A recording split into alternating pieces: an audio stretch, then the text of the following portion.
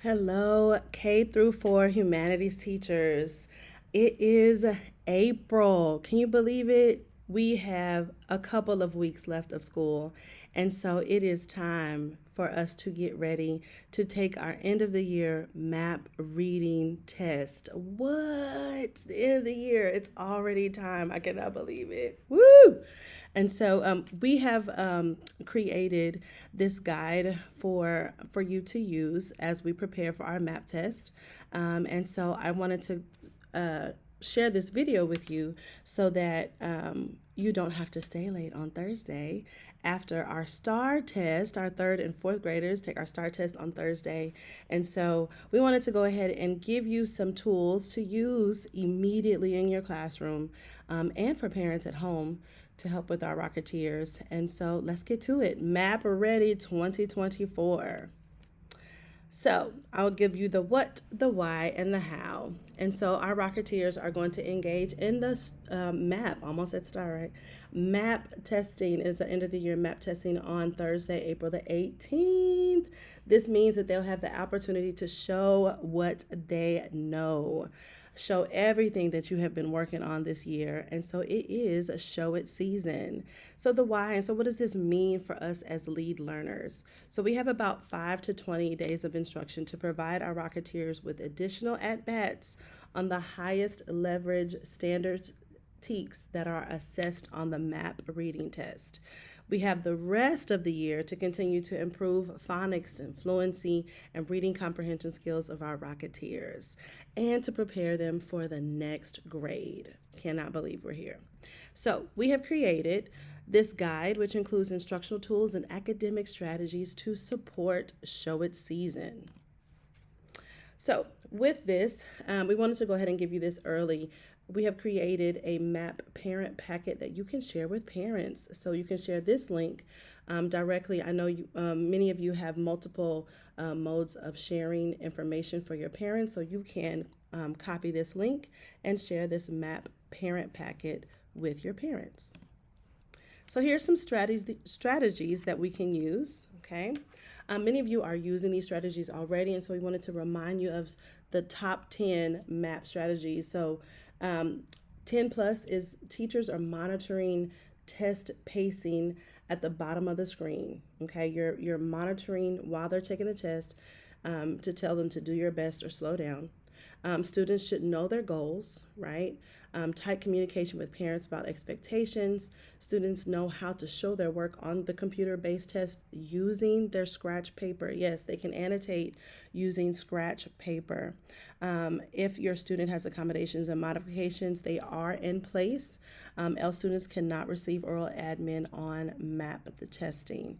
If you have questions about accommodations and modifications, you can ask your school leader as well as Dr. Christina Hansen. Okay, students are pumped and they're pumped up for the test and they're invested in the test. They know that they're taking a test. Please tell your students ahead of time that they are taking a test next week, and that to get some rest. Make sure that your parents are communicated. I do know that school leaders have sent out communication, but it never hurts for you, the teacher, to send out information to your parents. They understand the strategy around the testing schedule, which tests they're taking which day. And then for the computers, make sure your tech is ready to go. Make sure that your students know that they can use their mouse so that they can manipulate that test. They don't have to use the trackpad.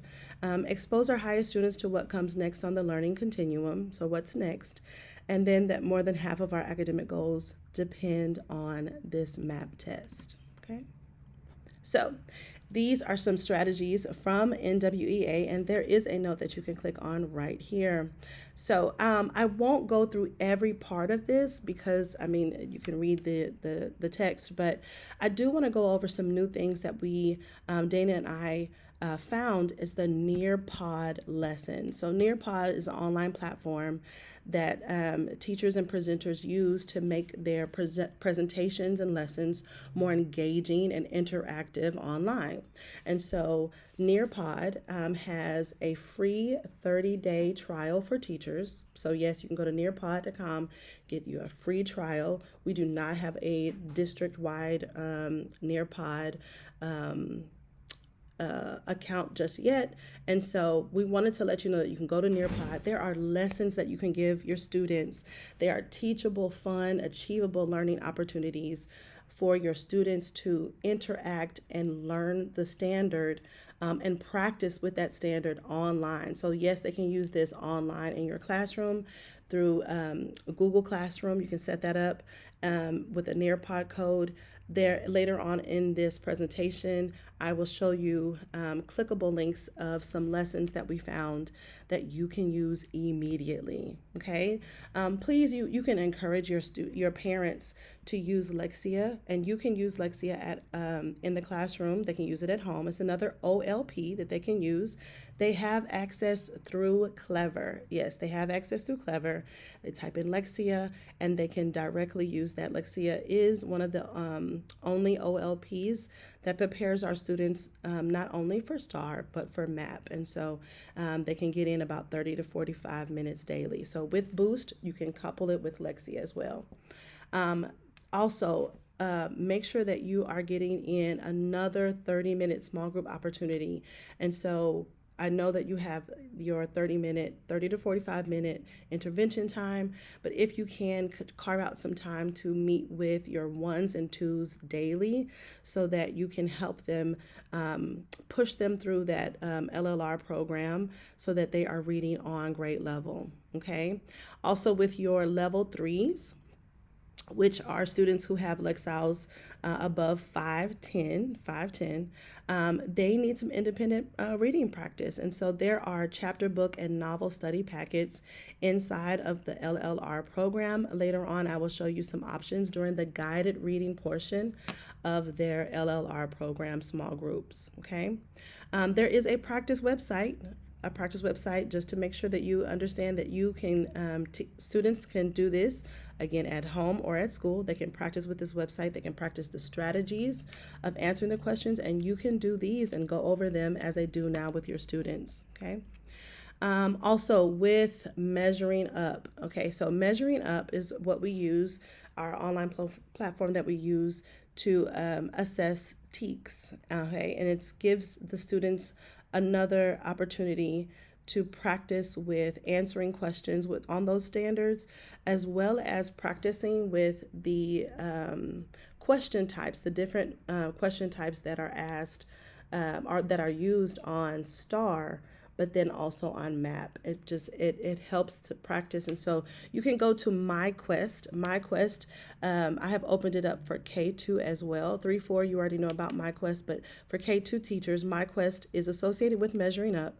It gives students, it puts them on a path that helps them with the standards that they did poorly on in previous assignments. And so in our previous weeks for K2, we have had multiple standards that we have assessed. And so if your students didn't do so well, I have opened it up, and so it puts them on a path similar to a boost. It puts them on the path to teach the skill as well as reassess them and have them practice. And so MyQuest is open right now so that students can get through that the same way they get through Measuring Up, okay? If you are looking for some more ways to make your core content, amplify lessons, exciting and engaging, there is a link here that you can go to, and there are multiple ways that you can add in. We're not changing the content, but you can add in, and you can use those to modify your lessons to make more engaging, okay? All right. So with the map, so there's some more moves. This is the same link that we've gone through before, but just to go over a couple of things, make sure you're monitoring the duration of time on assessments. There are 43 questions. 43 questions. So students should really take about 45 minutes to an hour on the test. Okay. It really should be, okay? Make sure that you're practicing with scratch paper for your students if they need to annotate or need to use any of their testing or reading strategies. They can use that scratch paper as well, okay? All right, so we're going to go on to the next one. Celebrate learning. We have to bring joy. And so we are celebrating learning daily, okay? So take time to celebrate even the small successes of your students. If they're using their scratch paper and they're using the strategy, if you see them using their online dictionary, if you see them taking their time with their lessons, but not just taking their time and just looking into space, but actually working through and reading and interacting with that passage, and are they using their accommodations? Okay, so we have to make sure that we're celebrating even the smallest ones so that we can encourage our Rocketeers to do this on a daily basis, and not just daily. It's really like in every classroom, right, where we are creating lifelong learners. And so these tools that you're giving them is going to last them a lifetime. So celebrate them, okay? Identify some creative ways that you can celebrate your champions that are living up or meeting your expectations. If you're expecting them to use their strategies and you see them using it, please celebrate. And then communicate your student goals to them. Have one-on-one meetings or little pair meetings and tell them how good they're doing and tell them what they're working on, okay? Please make sure to let your parents know that as well so that whatever learning is happening in the classroom can continue at home. Here are some ways that you can celebrate some student learning: daily homework practice. And so encourage that. Don't just stop it because they're not giving the homework back. Encourage it and give points. I know many of you have Class Dojo or you have treats that you give. And so encourage that. And so when they bring back their homework done and completed, we can celebrate that. You can do bingo cards, Candyland, King or Queen for the day if they score maybe like 75%, or if they show their text evidence. Okay, so give them some celebrations. Maybe as a school-wide, you can do maybe a special teacher of the day or a principal of the day for the student who scores the highest. And so make it fun, make it a competition. Y'all know, like, if adults love competition, you know students love competition. And so make it fun. We have to make sure that we're making learning fun, and smile. Smile. It has to be fun and engaging for our students to want to come and learn and really drive through that productive struggle of reading effectively. Okay. So here are some map lesson tools and resources.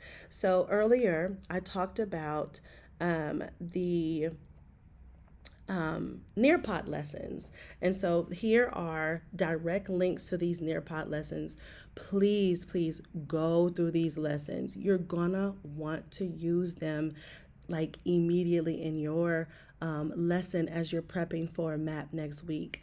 Our students historically score low on context clues, and so you might want to use this prefixes and suffixes with revising and editing when they have to do capitalization and grammar and punctuation, and then comprehension strategies using text features. This is something in informational text that our students really struggle with, is using the text features to find the information that they need to answer those questions, looking at everything on their screen. I used to say everything on their page when we had paper tests, but it's on their screen. Look at everything on their screen, because every word, every picture is purposefully put so that you can grasp the information, lift the information and the learning, and apply that to the questions, okay? This is a Nearpod lesson that will help your students with that. It will help them with distinguishing pictures and text features, again, in nonfiction, informational text. If you need help with fairy tales, alliteration and personification for figurative language, Nearpod is an amazing resource. Please, please, before you just decide Okay. Please make sure that you're going through these lessons to see what your students need to do, what pieces you might need to guide them to do, and then which pieces they can do independently. Add this in Google Classroom and allow your students to practice. They're going to love it. You're going to love it. Okay. That was the lower grade engaging their pods, and this is for upper grades. For upper grades, we have the open-ended response questions. We have that race. I know a lot of our Rocketeers still need just a couple more practice getting flushing out maybe the C and the E. Some of them have this the restate and the answer, but they really need to work on that C and E. And so there's practice here, making inferences and main idea. Historically, that is a low scoring TEK, and so you want to go ahead and use these lessons so that you can practice with your Rocketeers. There are MyQuest lessons that you can use as well. These are some recommendations. It's MyQuest lesson library. So you, the teacher, can go in. These are third and fourth grade, but you, the teacher, can go in and look at those lesson libraries, and it literally is a direct teach and a piece for them to practice. If you need help with finding these, please don't hesitate to contact me. Okay, this is a fun and engaging game, the classroom baseball. This slide explains the game. It is a game to test or to assess quickly. It's a fun and engaging game that you can do with your Rocketeers to practice as they prepare for the reading map test. Okay. For small group instruction, these are our end of the year small group instruction focus. Our goal is that all students, yes, all students, reach level 3 by the end of the year. That is our ultimate goal. We are striving for that goal. And so if you have a level 1, you're meeting with your level 1s 4 days out of the week for phonics and fluency, 1 day for guided reading. Your 2s and 3s, it's 2 days for phonics and fluency, 3 days for guided reading. Okay? Those paper copied reading A to Z books, the decodable text, those are on their grade level, on their reading instructional level. Please send those home. The blue beginner readers, please make sure to keep those. Those are parts of the LLR system, but anything that is a paper copy, please send those home so they can practice reading with their parents, grandparents, or anybody at home. And so we want to make sure that they have something that is that they can take home and practice so that they what they learn at school, they can practice with at home. Okay.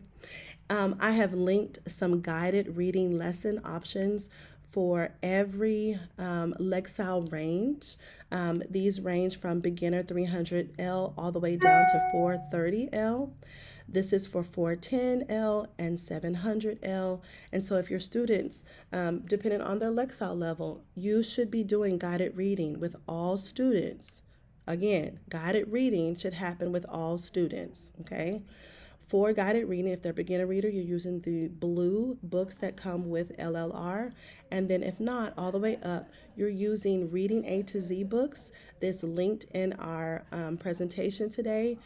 You can see once you click on the link, you'll see the actual Lexile level. If your student falls in that range, that's where we should start, okay, with that group. So these are the guided reading lessons for this range.